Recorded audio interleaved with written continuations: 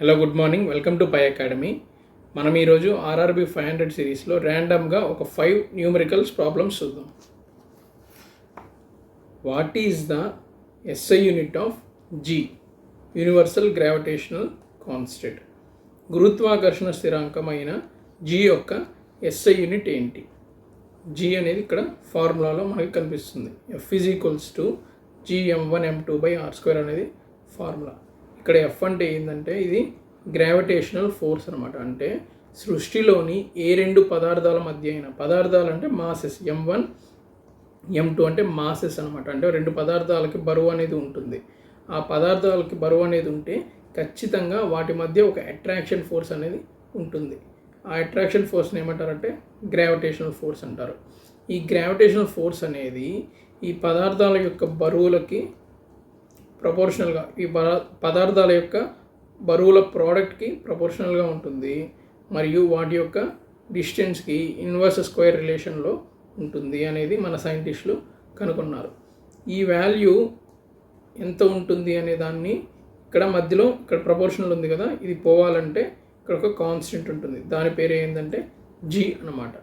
ఈ జీకి యూనిట్స్ ఏంది? యూనిట్స్ ఎలా డెరైవ్ అవుతాయంటే, ఈ జీ ఉంది కదా, దీన్ని ఈక్వల్ టు అవతల పెట్టి రిమైనింగ్ వాల్యూస్ అన్నీ ఇంకొక పక్కకు పంపించుకొని మనం వాటి యొక్క యూనిట్స్ని ఒక్కొక్కటిగా రాసుకుంటూ వస్తే మనకి జీ యొక్క యూనిట్స్ వస్తాయి.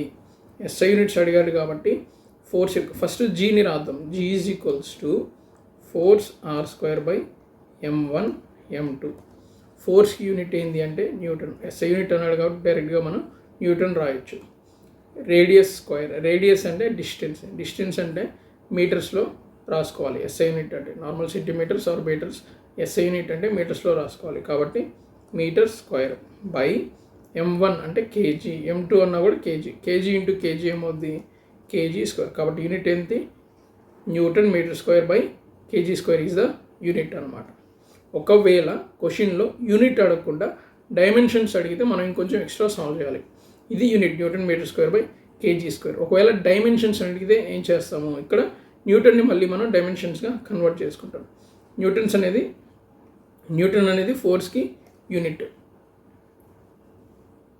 ఫోర్స్ అంటే ఏంటి? మాస్ ఇంటూ యాక్సలరేషన్ కదా. మాస్ అంటే కేజీ, యాక్సలరేషన్ అంటే metre per second square into already metre square ఉంది బై కేజీ స్క్వేర్. ఒక కేజీ, ఇక్కడ 2 కేజీల్లో 1 కేజీ క్యాన్సిల్ అయిపోతే ఇంకా కేజీ మిగులుతుంది. Metre into metre square, metre cube, S square, s⁻², 1 KG మిగిలింది. పైకి వస్తే kg⁻⁻1. ఇది ఇక్కడున్న ఫైనల్ యూనిట్స్ అనమాట. దీని నుంచి డైమెన్షన్స్ ఎలా రాస్తాం? డైమెన్షన్స్ని first mass dimension, L dimension, length dimension, time dimension, ఈ ఫామ్లో రాస్తారు. మాస్ ఎంత ఉంది? కేజీ అనేది π-1. లెంత్ అంటే డిస్టెన్స్, మీటర్స్ కాబట్టి క్యూబ్ ఉంది కాబట్టి క్యూబ్. టైం అంటే సెకండ్స్, -2. ఇది డైమెన్షన్స్ అడిగితే ఇది ఆన్సర్, యూనిట్స్ అడిగితే ఇది ఆన్సర్. మనం క్వశ్చన్ని ఏ విధంగా అడిగాడో ఆ విధంగా మనం ఆన్సర్ తయారు చేసుకోవచ్చు. The power required to lift a mass of 20 kg up A vertical distance of 2 meter in 2 seconds is what? 20 కిలోల ద్రవ్యరాశిని, అంటే 20 కిలోల బరువుని 2 meters హైట్ లేపాలి. అంటే కింద నేల మీద ఇక్కడ పర్సన్ ఉన్నాడు కదా, ఒక పెద్ద డంబెల్ని, బార్ డంబెల్ని కింద నుంచి పైకి లేపాడు. దాని యొక్క వెయిట్ 20 kgs అనుకుంటే, ఈ హైట్ 2 meters అనుకుంటే, దాన్ని ఎంతసేపట్లో లేపాడు? 2 secondsలో లేపాడు. అప్పుడు ఎంత పవర్ అవసరం అవుతుంది అని అడిగాడు. పవర్కి ఫార్ములా ఏంటి అంటే rate of doing of work or rate of change of work by time. ఈ సింపుల్ ఫార్ములా గుర్తుంటే మనము ఈ ఆన్సర్ చేసేయచ్చు. వర్క్కి యూనిట్ ఏంటి? ఇక్కడ మనకేమి ఇచ్చాడు? మాస్ ఇచ్చాడు, డిస్టెన్స్ ఇచ్చాడు, టైం ఇచ్చాడు. ఇక్కడ మనకి టైం ఉంది. ఇంకా మన దగ్గర ఏమేమి క్వాంటిటీస్ ఉన్నాయి? మాస్ ఉంది, డిస్టెన్స్ ఉంది. Mass, distance. వర్క్కి యూనిట్ ఏంటి అంటే force into distance by time. ఇక్కడ డిస్టెన్స్ వాల్యూ సరిపోయింది. Force in terms of mass unit ఏంటి అంటే force is equals to ma. అంటే మాస్ ఇంటూ యాక్సలరేషన్ని ఫోర్స్ అంటారు. మనకి మాస్ కూడా వచ్చేసింది. యాక్సలరేషన్ ఈజ్ నథింగ్ బట్ మనం ఏం తీసుకోవచ్చు? Acceleration due to gravity. ఎందుకంటే వస్తువుని కింద నుంచి పైకి లేపాడు కాబట్టి ఏ value acceleration due to gravity. ఇది ఎంత ఉంటుందంటే 10 m/s² ఉంటుంది అప్రాక్సిమేట్లీ. కాబట్టి ఫోర్స్ వాల్యూ ఎంత, mass into acceleration into already distance S by time. Mass ఎంత వాడు ఇచ్చేసాడు 20 kg, యాక్సలరేషన్ ఎంత 10, డిస్టెన్స్ ఎంత 2 బై టైం ఎంత 2 seconds. 2 క్యాన్సిల్ అయిపోతే 200 units వస్తుంది, అంటే 200 watts is the power. Watts అనొచ్చు, లేదా ఒకవేళ ఎనర్జీ అనుకోండి, మనము ఇది వాట్స్ కాకుండా జస్ట్ ఇది ఎలక్ట్రికల్ పవర్ కాదు, ఇది ఫిజికల్ పవర్ కాబట్టి దీని యూనిట్స్ ఏం తీసుకుందాము, Nm/s యూనిట్ కూడా మనం తీసుకోవచ్చు. Answer is 200 Nm/s. An object is placed in front of a concave lens of focal length 15 centimeters. ఒక కాన్కేవ్ లెన్స్ తీసుకున్నాడు, దాని ముందు ఒక వస్తువు పెట్టాడు. కాన్కేవ్ లెన్స్ యొక్క ఫోకల్ లెంత్ ఇచ్చాడు, అంటే ఇన్ఫినిటీ నుంచి రేస్ వస్తే 15 centimeters దగ్గర ఆ రేస్ని అది ఫోకస్ చేయగలదు అనేదే ఫోకస్ లెంత్ అనమాట, ఫోకల్ లెంత్ అనమాట. ఆబ్జెక్ట్ అనేది ఎక్కడుందో వాడు ఇవ్వలేదు, ఇమేజ్ ఎక్కడ ఫామ్ అయిందో ఇచ్చాడు 7.5 centimeters. What is the magnification అంటే ఇమేజ్ ఆల్రెడీ పడింది 7.5 centimeters దగ్గర పడింది అనమాట. మ్యాగ్నిఫికేషన్ ఎంత అన్నాడంటే ఆ ఆబ్జెక్ట్ని ఎంత మ్యాగ్నిఫై చేసింది. ఇక్కడ మ్యాగ్నిఫై చేయడం అంటే పెద్దది చేయడం మాత్రమే కాదు, పెద్దది చేసి ఉండొచ్చు, చిన్నది చేసి ఉండొచ్చు. ఆ మ్యాగ్నిఫికేషన్ వాల్యూ ఎంత అన్నాడు. మ్యాగ్నిఫికేషన్ వాల్యూ కనుక్కోవాలంటే ముందు ఆబ్జెక్ట్ ఎంత డిస్టెన్స్ ముందు పెట్టాడు అనే విషయం కూడా మనం కనుక్కోవాలి. ఇక్కడ అడిగింది ఏంటి, కాన్కేవ్ లెన్స్. మనం ఈ ప్రాబ్లంలో ఏం చేద్దామంటే జస్ట్ కాన్కేవ్ లెన్స్ చేయకుండా convex lens, concave lens, convex mirror, concave mirror, ఈ 4 ఏవైతే మెటీరియల్స్ ఉన్నాయో, ఈ 4 ఏవైతే వస్తువులు ఉన్నాయో వీటన్నిటికీ ఈ ప్రాబ్లం చేయడానికి ట్రై చేద్దాం. ఒక విషయం ఏంటంటే ఈ అన్ని సిచ్యువేషన్స్లో ఈ ప్రాబ్లంకి కరెక్ట్ ఆన్సర్ రాకపోవచ్చు, ఎందుకంటే ఇక్కడ ఇమేజ్ డిస్టెన్స్ ఆల్రెడీ ఇచ్చాడు. ఇది నిజమై ఉండొచ్చు, అబద్ధమై ఉండొచ్చు. అంటే మీకు ప్రాబ్లం చేస్తే మనకి అర్థమవుతుంది. చూడండి, మనం 4 ఆబ్జెక్ట్స్ తీసుకున్నాం. ఒక కాన్కేవ్ మిర్రర్, ఇది కాన్కేవ్ మిర్రర్ తీసుకున్నాను. నెక్స్ట్ కాన్వెక్స్ మిర్రర్, అంటే లైట్ ఈ పక్క నుంచి వస్తుంది అనుకుంటే ఇది concave mirror, convex mirror, convex lens, మనల్ని ప్రాబ్లంలో అడిగిన కాన్కేవ్ లెన్స్. కాన్కేవ్ మిర్రర్ అంటే పుటాకార దర్పణము, కుంభాకార దర్పణము, ఇది కుంభాకార కటకము, పుటాకార కటకము, ఈ 4 అనమాట. మనకి ఇచ్చిన వాల్యూస్ ఏంటి, focal length and image distance ఇచ్చాడు. ఫోకల్ లెంత్ని F అనుకుంటే image distance V, focal length F, V, F, V, F, V. F value ఎంత ఇచ్చాడు 15, ఇమేజ్ ఎంత ఇచ్చాడు 7.5, డిస్టెన్స్ 7.5, 15, 7.5, 15, 7.5, 15, 7.5. దీంట్లో మనకు కావాల్సింది ఈ ఆన్సర్ ఒక్కటే. కానీ ఇలాగ 4 ఆన్సర్స్ ఎందుకు చేస్తున్నామంటే మనకి ఈ లైట్ టాపిక్ నుంచి జనరల్గా కాంపిటేటివ్ ఎగ్జామ్స్లో ఏ క్వశ్చన్ అయినా అడగచ్చు. మనం చాలా దగ్గరలో ఒక్కొక్కటి ప్రాక్టీస్ చేసుకుంటూ వస్తాం అనమాట. అంటే మనం ప్రాక్టీస్ చేసేటప్పుడు ఫస్ట్ మిర్రర్స్ ప్రాక్టీస్ చేస్తాం, తర్వాత జనరల్గా లెన్సెస్ ప్రాక్టీస్ చేస్తాం. దీనివల్ల ఏమవుతుందంటే ఆల్రెడీ మన మైండ్లో ఒక ఇన్ఫర్మేషన్ ఉంటుంది, నెక్స్ట్ ఇంకొక ఇన్ఫర్మేషన్ వస్తుంది. దీనివల్ల ఎగ్జామ్లో ఏది మనం అనేది అంటే ఏ ఆన్సర్ ఎలా చేయాలి ప్రాసెస్ అనేది కన్ఫ్యూజ్ అయ్యే ఛాన్స్ ఉంది. ఇది అవ్వకుండా సింపుల్గా మనం ఒకేసారి అన్ని టైప్స్ ఆఫ్ ఆబ్జెక్ట్స్ని తీసుకొని ప్రాక్టీస్ చేస్తే కొంచెం మనకి క్లారిటీ అనేది ఇంప్రూవ్ అవుతుంది. ఇప్పుడు చూద్దాం, వాడు కనుక్కోమంది మ్యాగ్నిఫికేషన్కి డిఫరెంట్ ఫార్ములాస్ ఉంటాయి. మిర్రర్ ఫార్ములా అండ్ లెన్స్ ఫార్ములాలు డిఫరెంట్గా ఉంటాయి. మనం జస్ట్ ఆబ్జెక్ట్ డిస్టెన్స్ కనుక్కుంటే చాలా, అక్కడ వరకు మనం కానీ కనుక్కుంటే రిమైనింగ్ చాలా ఈజీ అనమాట. ఆబ్జెక్ట్ డిస్టెన్స్ మిర్రర్లో ఆబ్జెక్ట్ అదే మిర్రర్ ఫార్ములా ఏంటి, 1/f = 1/v + 1/u. ఇక్కడ మిర్రర్లో అయితే ఈ ఫార్ములా వాడాలి. అదే లెన్స్లో అయితే 1/f = 1/v - 1/u. v అంటే ఇమేజ్ డిస్టెన్స్, u అంటే ఆబ్జెక్ట్ డిస్టెన్స్, అంటే వస్తువు దాని యొక్క ప్రతిబింబం. ఫార్ములా వాడారు. ఇక్కడ మెయిన్గా మనకి రావాల్సింది ఏంటి అంటే లెన్సెస్ అండ్ మిర్రర్లో మనకి రావాల్సిన విషయం, మనం తెలుసుకోవాల్సిన విషయం ఏంటంటే సైన్ కన్వెన్షన్ కరెక్ట్గా పెడితేనే మనకి ఆన్సర్ అనేది కరెక్ట్గా వస్తుంది. సైన్ కన్వెన్షన్ రాంగ్ అయితే మొత్తం ఆన్సర్ పోతుంది.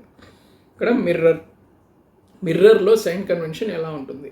సింపుల్. మిర్రర్లో సైన్ కన్వెన్షన్ సింపుల్. ఏంటంటే లైట్ ఒక డైరెక్షన్ నుంచి వస్తే అదే డైరెక్షన్లో మనం కానీ కొలతలు మెజర్ చేస్తే అది పాజిటివ్, దానికి ఆపోజిట్ డైరెక్షన్లో మెజర్ చేస్తే నెగిటివ్. అంటే లైట్ ఈ డైరెక్షన్లో ఉంది, లైట్ ఏ డైరెక్షన్లో ఉంది? రైట్. కాబట్టి left is negative, right is positive. ఈ డైరెక్షన్ అంతా నెగిటివ్, ఇక్కడి నుంచి ఇక్కడికైతే పాజిటివ్. ఫోకల్ లెంత్ ఏ డైరెక్షన్లో ఉంటుంది? ఒక కాన్కేవ్ లెన్స్కి ఈ పక్కే ఉంటుంది. అంటే ఇమేజ్ ఈ పక్క ఫోకస్ అవుతుంది కాబట్టి ఫోకస్ కూడా ఈ పక్క ఉంటుంది. కాబట్టి దిస్ ఈజ్ మైనస్. ఇక్కడ లైట్ అనేది రైట్ డైరెక్షన్లో వచ్చింది కాబట్టి లెఫ్ట్ డైరెక్షన్లో ఉండేది మైనస్. ఆబ్జెక్ట్ ఎప్పుడైనా సరే లెఫ్ట్లోనే ఉంటుంది. ఏ లెన్స్కి అయినా సరే మనం జనరల్గా ఆబ్జెక్ట్ని, అంటే ఇక్కడ లైట్ ఈ పక్క నుంచి వచ్చిందంటే ఆబ్జెక్ట్ ఇక్కడ ఉన్నట్టే కదా, లెఫ్ట్లో ఉన్నాడు అనమాట ఆబ్జెక్ట్. కాబట్టి ఆబ్జెక్ట్ ఎప్పుడు లెఫ్ట్లోనే ఉంటుంది. అది మనకి ఇక్కడ ఆబ్జెక్ట్ లేదు కాబట్టి పక్కన పెట్టదు. అంటే మనకి ఆబ్జెక్ట్ యొక్క ఆన్సర్ అనేది మైనస్లో రావాలి. వి అనేది ఇమేజ్ ఎక్కడ ఫామ్ అయింది? ఎప్పుడైనా సరే కాన్కేవ్ మిర్రర్లో ఇమేజ్ అనేది ఆల్మోస్ట్ 90% ఆఫ్ సిచ్యువేషన్స్లో లెఫ్ట్ సైడే ఫామ్ అవుతుంది. కానీ కొన్ని సిచ్యువేషన్స్లో, అంటే ఫోకస్కి పోల్కి మధ్యలో ఆబ్జెక్ట్ కానీ పెడితే ఇమేజ్ అనేది right side, virtual image form అవుతుంది, రైట్ సైడ్ ఫామ్ అవుతుంది. రిమైనింగ్ ఆల్ సిచ్యువేషన్స్లో మనకి ఇమేజ్ అనేది లెఫ్ట్ సైడే ఫామ్ అవుతుంది. కాబట్టి మనం ఏం అజ్యూమ్ చేసుకుందాం అంటే వాడి క్వశ్చన్లో వాడి ఇమేజ్ ఎక్కడ పడింది ఇవ్వలేదు కాబట్టి ఇమేజ్ లెఫ్టే పడిందని అనుకుందాం. లెఫ్ట్ పడితే మైనస్. అదే ఇక్కడ ఏముంది? కాన్వెక్స్ మిర్రర్లో ఫోకస్ రైట్ సైడ్ ఉంటుంది కాబట్టి ప్లస్. ఇమేజ్ ఎప్పుడు కాన్వెక్స్ మిర్రర్లో ఇమేజ్ అనేది రైట్ సైడే పడుతుంది కాబట్టి ఇది కూడా ప్లస్ అనమాట. ఇది గుర్తుపెట్టుకోవాలి. కాన్కేవ్ మిర్రర్లో ఇమేజ్ అనేది ఎప్పుడూ లెఫ్ట్ పడుతుంది. ఓన్లీ పోల్కి ఫోకస్కి మధ్యలో ఆబ్జెక్ట్ పెడితే రైట్ పడుతుంది. కాన్వెక్స్ మిర్రర్లో ఎప్పుడు ఇమేజ్ అనేది వర్చువలే పడుతుంది. అంటే వర్చువల్ అంటే అద్దం లోపల, అంటే రైట్ సైడే పడుతుంది. ఇంకా నెక్స్ట్ మిర్రర్ అయిపోయింది. నెక్స్ట్ లెన్స్ విషయానికి వస్తే లెన్స్లో ఫోకస్ యొక్క సైన్ని డిస్టెన్స్ని బట్టి కాదు, ఏ పక్క ఉంది అనే దాన్ని బట్టి కాదు, లెన్స్ని బట్టి డిసైడ్ చేస్తారు. కాన్వెక్స్ లెన్స్ అయితే పాజిటివ్, కాన్కేవ్ లెన్స్ అయితే నెగిటివ్. లేదా కొంచెం సింపుల్గా గుర్తుపెట్టుకోవాలనుకుంటే మనము లైట్ ఈ పక్క నుంచి వచ్చింది అనుకుంటే ఓన్లీ లెఫ్ట్ సైడ్ ఉన్న లెన్స్నే మిర్రర్ అనుకుంటే దీనికి ఫోకస్ ఎక్కడ ఉంటుంది? ఈ పక్క ఉంటుంది, రైట్లో ఉంటుంది కాబట్టి పాజిటివ్. దీనికి ఫోకస్ ఎక్కడ ఉంటుంది? లెఫ్ట్లో ఉంటుంది కాబట్టి నెగిటివ్. అలాగే గుర్తుపెట్టుకోవచ్చు. లేదా డైరెక్ట్గా కాన్వెక్స్కి పాజిటివ్, కాన్కేవ్కి నెగిటివ్ అనే విషయం డైరెక్ట్గా మనం ఖచ్చితంగా గుర్తుపెట్టేసుకుంటే అయిపోద్ది. Next image distance. ఎప్పుడైనా convex lens is similar to concave mirror, concave lens is similar to convex mirror. అంటే రివర్స్లో ఉంటాయి అన్నమాట సిమిలారిటీస్.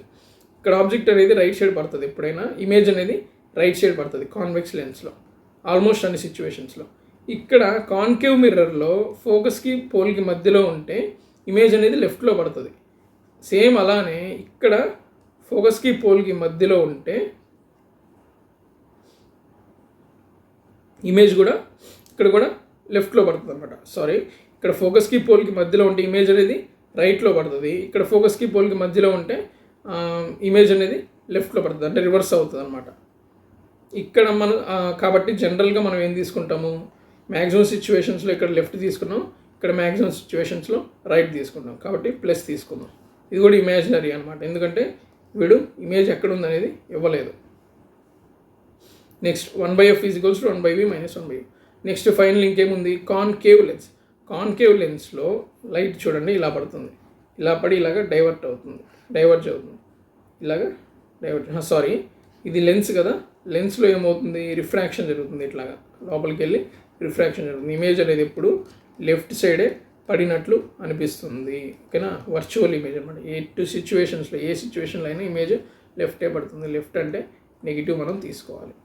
ఇది వచ్చేసింది కాబట్టి దీన్ని బట్టి మనం ఈ వాల్యూస్లో సబ్స్టిట్యూట్ చేస్తే మనకు ఆన్సర్ అనేది వస్తుంది. ఇక్కడ నుంచి నేను ఈ రిమైనింగ్ ఇదంతా వదిలేస్తాను, ఇది అవసరం లేదు. సబ్స్టిట్యూట్ చేసుకొని ఆన్సర్ కనుక్కోవచ్చు. యూ వాల్యూ కనుక్కొని దాని నుంచి మ్యాగ్నిఫికేషన్ ఫార్ములా కనుక్కొని మనం ఏదైనా సాల్వ్ చేయొచ్చు. ఇప్పుడు ఇక్కడ దీనిలో సబ్స్టిట్యూట్ చేద్దాం. 1/-15 = 1/-7.5 = -1/u.